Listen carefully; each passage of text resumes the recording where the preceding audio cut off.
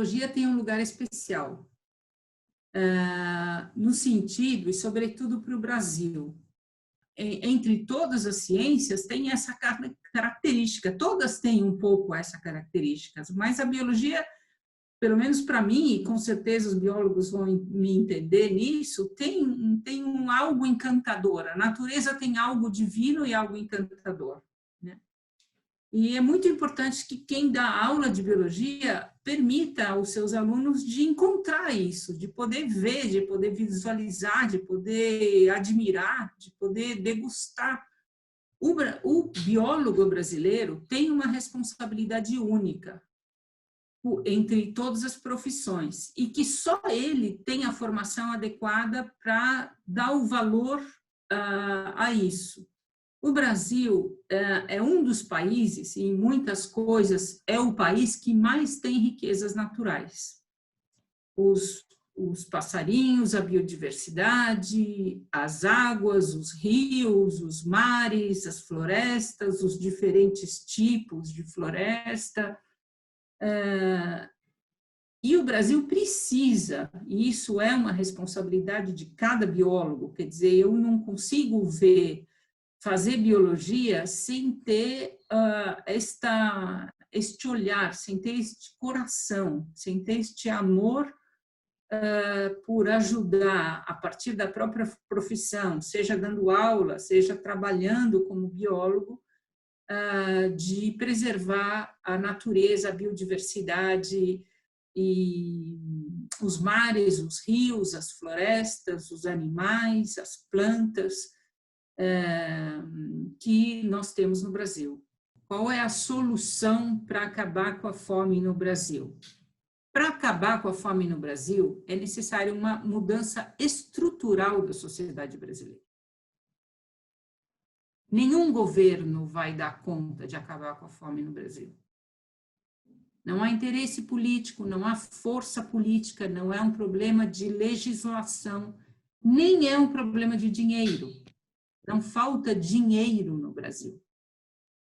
O Brasil era a sexta economia mundial,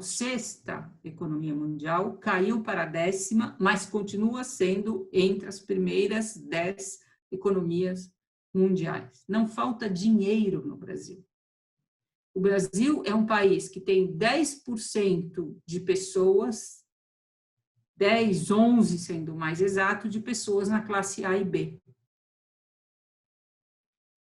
E quase 90%, vamos arredondar dizendo 90% de pessoas que vivem em condições inadequadas de vida, ou são pessoas que vivem em condições de pobreza, não tem moradia adequada, não tem esgoto adequado, não tem escolaridade adequada e não tem acesso a tudo aquilo que quer comer ao longo de toda a fome. É uma coisa muito grande, né? Você tem várias formas de classificar a fome. Tem desde a criança, que é o ser humano mais frágil, que morre de fome, e agora ela está aumentando, a criança que fica doente, muito magrinha, muito esquelética, que é aquela que a gente vê, mas tem também, no outro espectro, as pessoas que comem um monte de fast food e junk food, que custa quase nada, e almoçam isso e jantam isso, são gordas, mas também têm desnutrição. Porque não tem quantidade de vitamina adequada, não tem quantidade de minerais adequado e não tem tem um acúmulo de gordura excessivo. Quando a qualidade da alimentação não é adequada, o organismo engorda mais o osso, o músculo, o cérebro e todas as outras, as vísceras, e todas as outras partes do corpo, que não a gordura corporal, estão em condições, estão sofrendo, digamos assim, para dizer muito simplesmente, estão em condições adequadas. Até a formação dos vasos, né, sanguíneos é adequado se você não come adequadamente. Então, a fome é um termo grande, ela vai desde a falta de alimento até a falta de uma qualidade adequada de alimento. A pandemia, claramente, piorou muito a situação. Piorou a situação, seja em termos de qualidade inadequada de consumo e de quantidade inadequada de consumo. Nós vivemos uma década perdida para as crianças e adolescentes. 33 milhões de pessoas, em algum momento, não tinham dinheiro para comprar alimento, ou seja, sofrem aquilo que a gente chama de insegurança alimentar. Qual é o tamanho da insegurança alimentar? Da fome, entre aspas, em termos de quantidade de alimentos. 33 milhões de pessoas.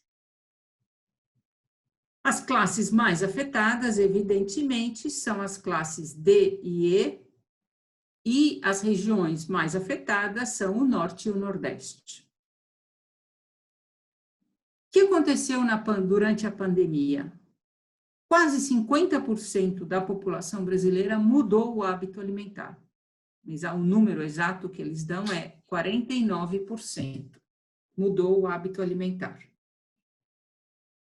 Nas famílias que tinham crianças e adolescentes, então as famílias com crianças e adolescentes, 58%, quase 60% dessas famílias mudaram o hábito alimentar na pandemia. O que aumentou tremendamente? Os alimentos, o consumo de alimentos ultraprocessados. Tá? Que a gente pode chamar de comida que não é comida de verdade.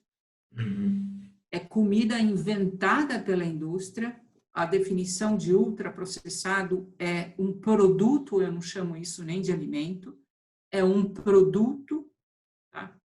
Onde a indústria elaborou, aumentando sabor, cor, consistência, quando, como e onde consumir. Então, ela inventou um produto alimentar que causa um prazer e uma vontade de comer. Quando? Em qualquer momento. Com quem? Sozinho. Quando você, ou junto com os amigos, em algum lugar, em algum determinado momento. Então, ela muda completamente o que a gente chama de ato de alimentar-se. E oferece para você aquilo que se chama comfort food, comida que te causa conforto. Tá? Rica em açúcar, em gordura e em sal. O alimento ultraprocessado está associado, é a base para o crescimento da obesidade no mundo. E nós estamos falando, junto com a subnutrição e a obesidade, metade da população mundial está sofrendo. Tá? O que a pandemia fez? Aumentou em muito o consumo desse tipo de alimento. Os alimentos ultraprocessados são os mais fáceis de consumir, os mais baratos e os mais saborosos. Portanto, a pandemia gerou uma piora no hábito alimentar em todas as classes. E na classe A e B, aumentou o consumo daquilo que a gente chama de fast food. Se eu uso o termo fome para dizer comida em quantidade insuficiente para os mais pobres, mas também em qualidade inadequada, eu estou dizendo que esta fome afetou todo mundo no Brasil. E afetou de maneira negativa. Portanto, o Covid e a pandemia do Covid acentuou as desigualdades sociais, os mais ricos ficaram mais ricos e os mais pobres ficaram mais pobres. E o Brasil ficou muito mais pobre. E os pobres, as pessoas em condição de pobreza no Brasil, ficaram ainda mais pobres. Quem enriqueceu? As grandes corporações. Quem manda no mundo atualmente? As grandes corporações. Quando você e todo mundo, o resto do mundo inteiro empobreceu, que não pertence às grandes corporações. E os países mais periféricos, como a gente chama do ponto de vista econômico, no qual se insere o Brasil, são aqueles que estão em piores condições. Então, quando você diz o que eu preciso fazer, ou o que nós precisamos fazer para mudar a fome no Brasil, a condição de fome no Brasil, diante desse quadro que eu acabei de apresentar para você, eu só posso responder que é necessária uma mudança estrutural.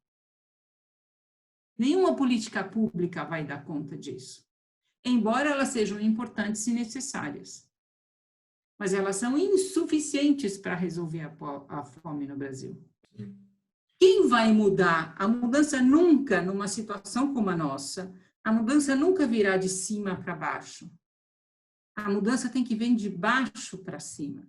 Mas o que é de baixo para cima? Que tipo de mudança de baixo para cima é construtiva, positiva e efetiva?